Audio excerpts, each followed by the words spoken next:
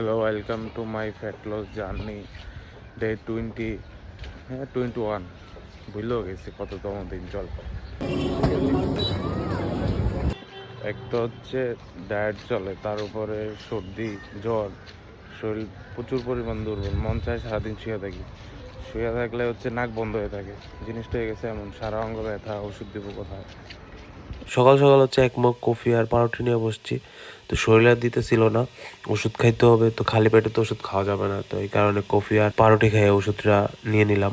Guys guys নিজেকে একটু মানুষ করতে যাচ্ছি।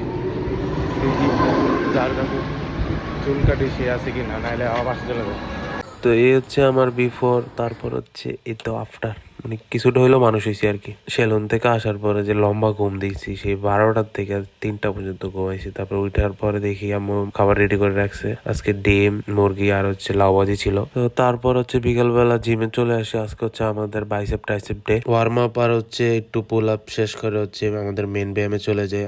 প্রথমে হচ্ছে ট্রাইসেপ দিয়ে শুরু করি। ট্রাইসেপ হচ্ছে প্রথম যে 3টা ব্যায়াম, বেসিক্যালি ধরতে গেলে তিনটাই সিমিলার টাইপের ব্যায়াম। প্রথমে হচ্ছে সিঙ্গেল পুশ ডাউন মারি, তারপর হচ্ছে রিভার্স সিঙ্গেল পুশ ডাউন মারি, দেন হচ্ছে ডাবল রিভার্স পুশ ডাউন মারি, দিয়ে হচ্ছে রোপ ফ্লাই মারি, স্কেল ক্রাশার মারি।